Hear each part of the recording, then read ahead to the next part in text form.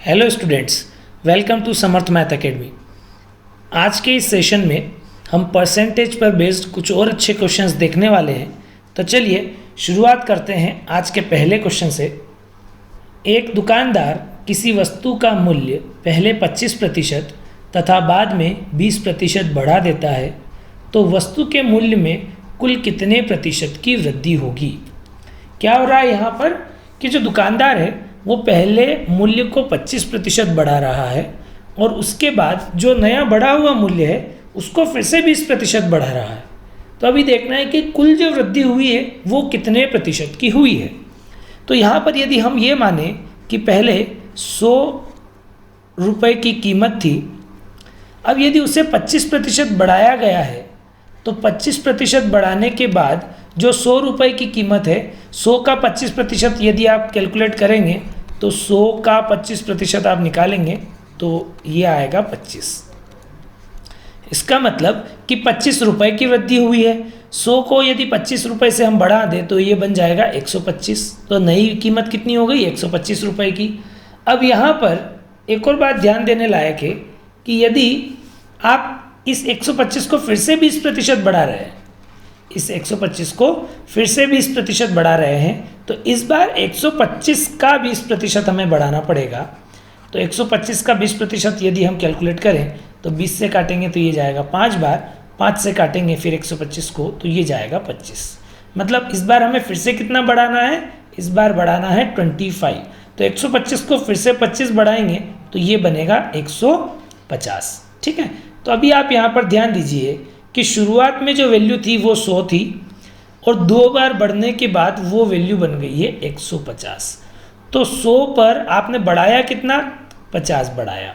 तो ये कितने प्रतिशत की वृद्धि हुई, यदि ये आप जानना चाहते हैं तो आपको क्या करना पड़ेगा, जितने की वृद्धि हुई वो गुणित 100 बटे जहाँ से वृद्धि हुई। शुरुआत में कहाँ से वैल्यू थी, 100, तो 100 से वृद्धि हुई है इसलिए नीचे 100 लिखना पड़ेगा।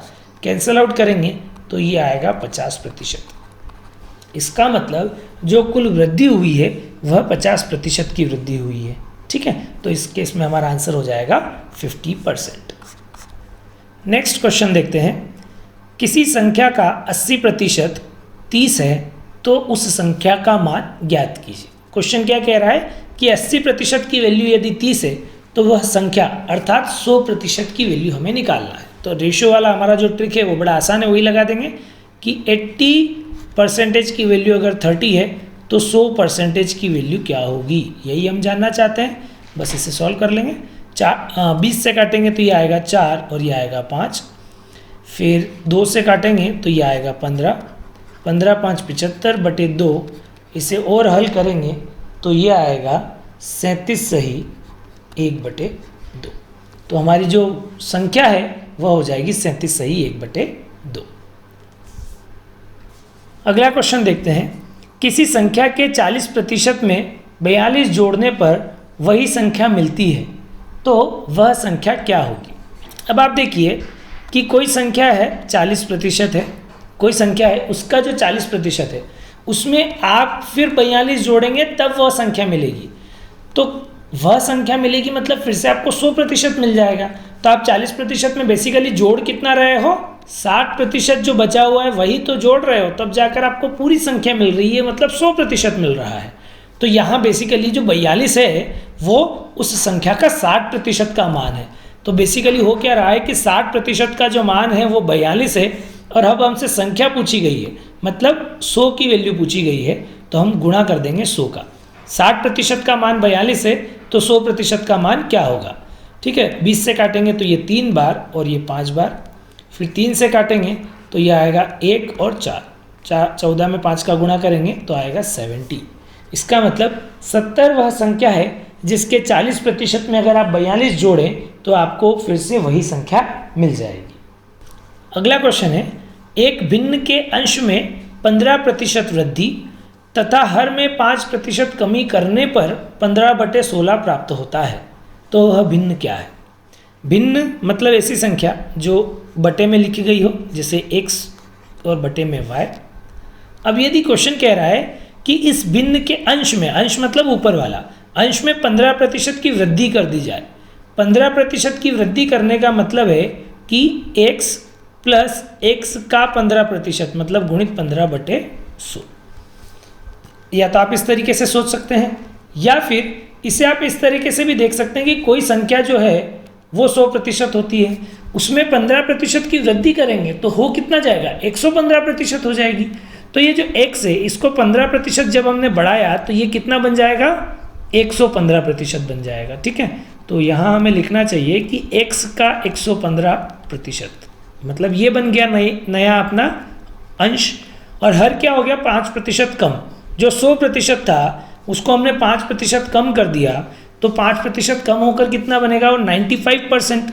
तो जो y है उसका 95% अगर हम देखें तो वो अपना नया हर बनेगा। अब ये नया अंश हो गया, ये नया हर हो गया। तो नए अंश को और नए हर को यदि हम बटे में लिखेंगे, नया अंश बटे नया हर, और ये जो नया अंश और नया हर है इसे हल करने पर आ रहा है 15/16, तो इसलिए हम लिखेंगे 15/16। अब हमसे भिन्न पूछा गया है, मतलब x/y पूछा गया है, तो हमें x/y यहाँ से निकालना है। तो आप देखो ये 100 से तो 100 कट जाएगा, फिर 5 से काटेंगे 115 को तो ये आएगा 23, और 95 को काटेंगे 5 से तो ये आएगा 19। अब ये 19 का हम क्रॉस गुणा करेंगे तो ऊपर जाएगा 15 में, और 23 का गुणा करेंगे तो नीचे जाएगा 16 में। तो x/y ये बनेगा 15/16 गुणित 19/23।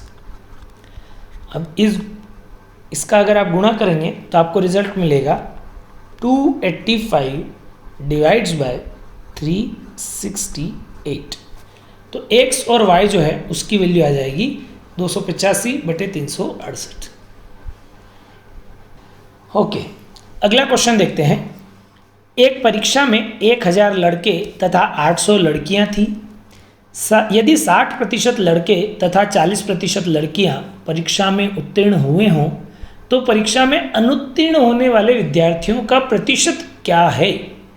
क्या बोल रहा है क्वेश्चन कि 1000 लड़के हैं और 800 लड़कियां हैं। इन 1000 लड़कों में से 60% लड़के उत्तीर्ण हुए। अगर 60% उत्तीर्ण हुए तो अनुत्तीर्ण कितने हुए, 40%। हमसे बेसिकली अनुत्तीर्ण का प्रतिशत पूछा है तो हम अनुत्तीर्ण की बात करें। तो 1000 में से 40% अनुत्तीर्ण हुए, फेल हुए, तो 1000 का 40% कितना हो जाएगा, 1000 गुणित 40/100। इसे आप हल करेंगे तो ये आएगा 400। तो मतलब 400 लड़के फेल हुए हैं, और क्वेश्चन कह रहा है कि 40% लड़कियां उत्तीर्ण हुई है। यदि 40% उत्तीर्ण हुई है तो अनुत्तीर्ण फेल कितनी हुई, 60%। तो 800 का 60% हमें निकालना होगा। 800 का यदि हम 60% निकालें तो ये 2 0 से 2 0 कट जाएगा, 48। तो 480 लड़कियां फेल हुई है। अब 400 लड़के फेल हुए हैं, 480 लड़कियां फेल हुई है, तो कुल 880 विद्यार्थी फेल हुए हैं। 880 विद्यार्थी फेल हुए हैं और कुल विद्यार्थी थे कितने, 1000 और 800 मिलाकर 1800। तो 1800 विद्यार्थियों में से 880 विद्यार्थी फेल हुए हैं, तो ये 880 1800 का कितना प्रतिशत है ये हमें ज्ञात करना है। तो ये कैलकुलेट करने के लिए हम लिखेंगे कि 880 का प्रतिशत निकालना है गुणित 100, बट कितने में से निकालना है, 1800 में से। नीचे हम 1800 का भाग दे देंगे, ये 2 0 से 2 0 कट जाएगा। उसके बाद इसे अगर हम फर्दर हल करेंगे, 2 से काटेंगे तो ये आएगा 9 और ये आएगा 440।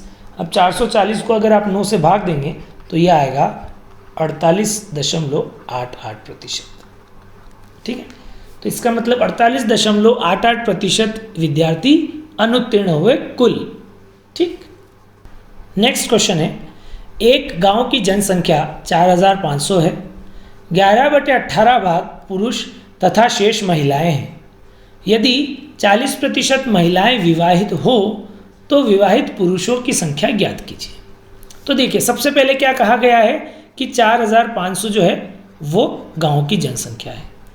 अब इस 4500 में से 11/18 भाग पुरुष है और शेष महिलाएं हैं। यदि 11/18 भाग पुरुष है, 11/18 का मतलब क्या होता है कि 18 में से 11 पुरुष है। अब अगर 18 में से 11 पुरुष हैं तो 18 में से महिलाएं कितनी होगी, 7।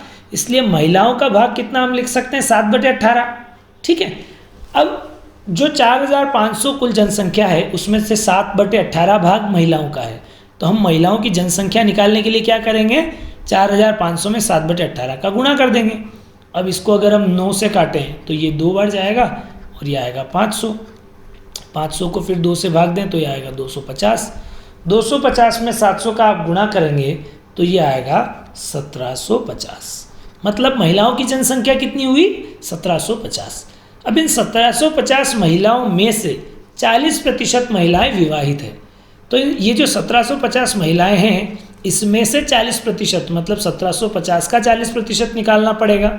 ये 2 0 से 2 0 कटेंगे। अब 175 में 4 का गुणा आपको करना है, तो गुणा करने पर आपको रिजल्ट मिलेगा 700। इसका मतलब गांव में 700 महिलाएं हैं विवाहित। अब हमसे क्वेश्चन क्या पूछा है, विवाहित पुरुषों की संख्या।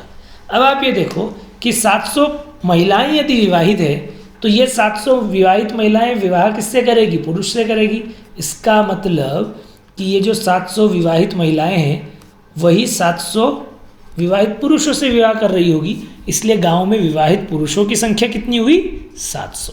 तो हमारा आंसर होगा 700। अगर आपको ये वीडियो पसंद आया हो तो इस वीडियो को लाइक करना मत भूलिएगा, और अगर अभी तक आपने ये चैनल सब्सक्राइब नहीं किया है तो प्लीज़ यहाँ पर क्लिक करके आप इस चैनल को सब्सक्राइब ज़रूर कर लीजिएगा। आगे आने वाली वीडियोस की जानकारी के लिए बेल आइकन पर क्लिक करना मत भूलिएगा। Thank you.